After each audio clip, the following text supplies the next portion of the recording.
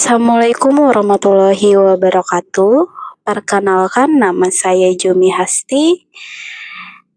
NIM saya 250201070301.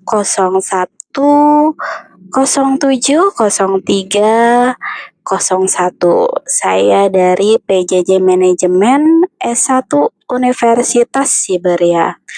Di sini saya akan mempresentasikan untuk tugas terstruktur ekonomi mikro. Lanjut untuk pembahasan.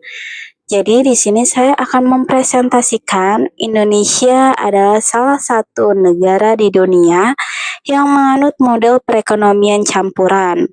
Salah satu negara adalah menjaga kestabilan harga.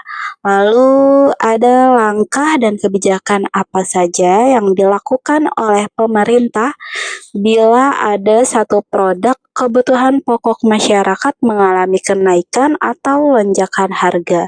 Yang ketiga, ini diulas atau review dari sisi konsumen atau permintaan dan sertakan contohnya. Yang kedua itu ada produsen atau penawaran, berikut dengan contohnya. Kita lanjut di pendahuluan.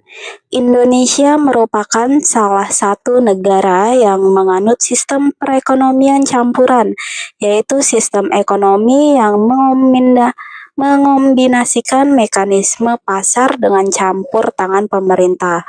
Dalam sistem ini, pemerintah tidak sepenuhnya menyerahkan penentuan harga kepada pasar, terutama untuk barang kebutuhan pokok yang menyangkut hajat hidup orang banyak. Barang kebutuhan pokok seperti beras, minyak goreng, gula, telur, daging, dan bahan pangan lainnya memiliki karakteristik pemerintah yang relatif tidak elastis, sehingga perubahan harga akan berdampak besar terhadap kesejahteraan masyarakat. Kenaikan atau lonjakan harga barang kebutuhan pokok dapat terjadi akibat berbagai faktor, antara lain meningkatnya biaya produksi, terganggunya distribusi, penurunan produksi akibat cuaca ekstrim, hingga gejolak harga global. Jika lonjakan harga tidak segera ditangani, maka dapat menurunkan daya beli masyarakat, meningkatnya inflasi, dan memperlebar kesenjangan sosial. Oleh karena itu, salah satu peran penting pemerintah dalam perekonomian campuran adalah menjaga kestabilan harga melalui berbagai kebijakan ekonomi.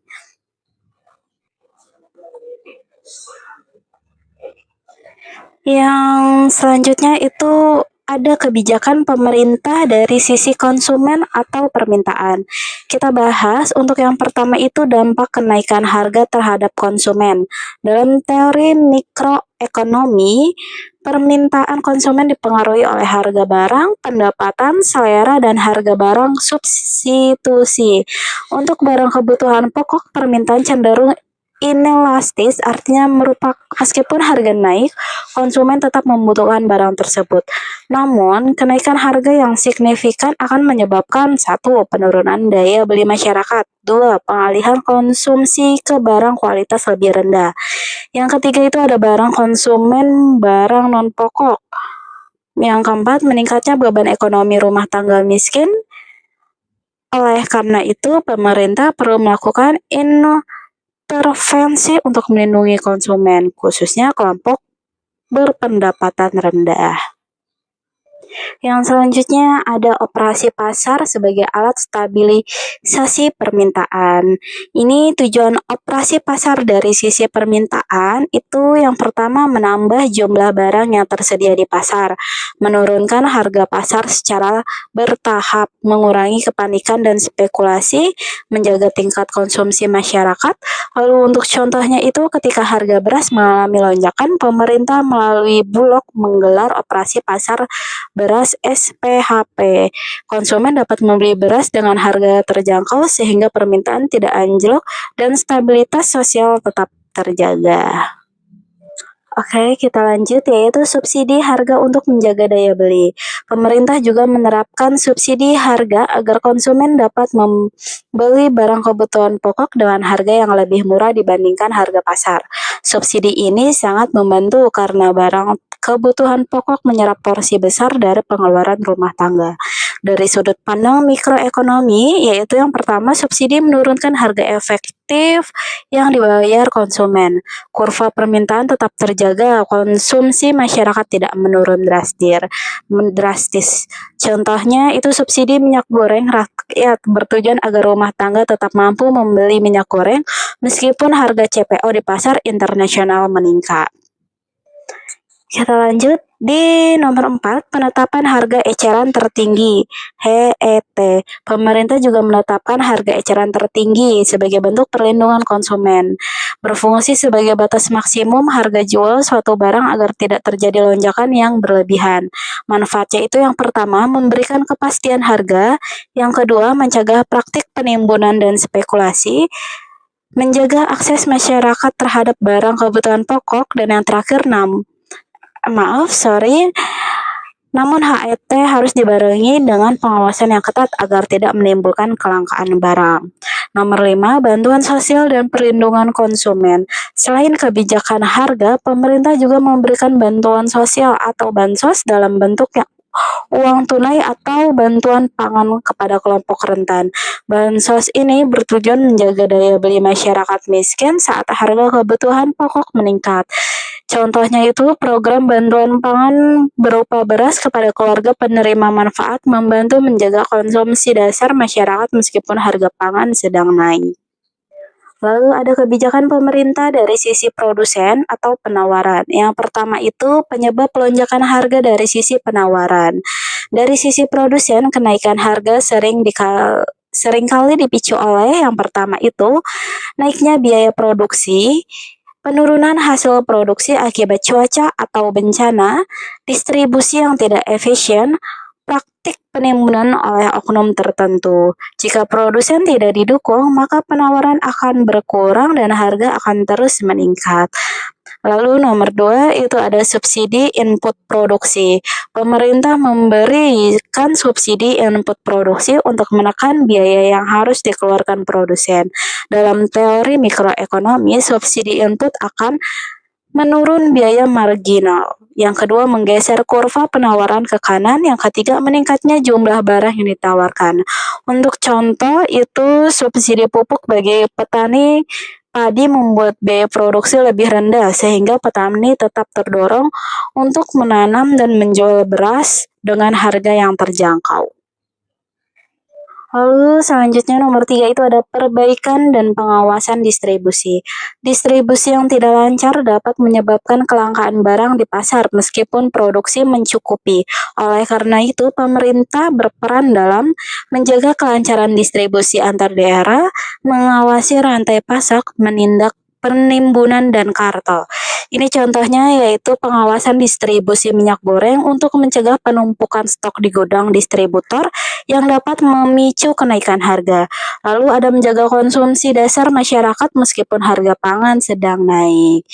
Kita lanjut nomor 4, kebijakan impor sebagai penambahan penawaran. Jika produksi dalam negeri tidak mampu memenuhi kebutuhan nasional, pemerintah dapat mengambil kebijakan impor terbatas. Dari sisi mikroekonomi, impor berfungsi untuk yang pertama itu menambah jumlah penawaran di pasar domestik, lalu menekan harga yang terlalu tinggi, menjaga ketersediaan barang. Ini contohnya ada impor beras dilakukan saat produksi domestik menurun akibat cuaca ekstrim agar pasokan tetap tersedia dan harga stabil. Namun, kebijakan impor harus dilakukan secara hati-hati agar tidak merugikan produsen dalam negeri. Lalu di nomor 5 ada intensif bagi produsen. Selain subsidi, pemerintah juga memberikan intensif sebagai keringanan pajak, bantuan modal, dan fasilitas kredit murah untuk produsen, khususnya UMKM dan petani kecil. Dampak makroekonominya itu apa aja? Yang pertama itu ada meningkatkan kapasitas produksi, kedua menjaga keberlanjutan usaha, yang ketiga menstabilkan pasok jangka panjang. Kegagalan pasar atau market failure dalam distribusi kebutuhan pokok. Lonjakan harga kebutuhan pokok seringkali bukan hanya disebabkan oleh kelangkaan produksi, tetapi juga oleh kegagalan pasar seperti informasi yang tidak sempurna, struktur pasar oligopoli atau kartel, penimbunan oleh pelaku tertentu, ketimpangan akses distribusi antar wilayah. Dalam kondisi ini, harga pasar tidak lagi mencerminkan keseimbangan yang adil antara permintaan dan penawaran. Peran pemerintah yaitu pengawasan ketat terhadap pelaku distribusi, penegakan hukum terhadap penimbunan, intervensi langsung melalui lembaga negara. Ini contohnya ada kasus kelangkaan minyak goreng yang terjadi bukan karena produksi nasional kurang, tetapi karena distribusi dan spekulasi harga. Intervensi pemerintah menjadi kunci untuk mengoreksi kegagalan pasar tersebut. Lalu ada peran lembaga negara dalam stabilitas harga. Pemerintah tidak bertindak sendiri, tetapi melalui lembaga-lembaga khusus yang memiliki fungsi strategis dalam stabilitas harga. Yang pertama itu ada Bulog sebagai buffer stock. Bulog berfungsi sebagai yang pertama penyerapan hasil produksi petani, penyimpan cadangan pangan nasional, penyalur pangan saat harga melonjak. Dalam teori mikroekonomi, buffer stock membantu mengurangi fluktuasi harga, menjaga kestabilan penawaran, melindungi produsen dan konsumen sekaligus. Yang dua ini Satgas Pangan bertugas mengawasi rantai distribusi, menindak penimbunan dan spekulasi, menjamin ketersediaan barang di pasar. Keberadaan Satgas Pangan sangat penting untuk memastikan kebijakan harga tidak hanya berhenti di atas kertas, tetapi benar-benar berjalan di lapangan. Oke, dengan ini semua saya menarik kesimpulan, yaitu lonjakan harga kebutuhan pokok merupakan persoalan ekonomi yang kompleks dan tidak dapat diserahkan sepenuhnya kepada mekanisme pasar.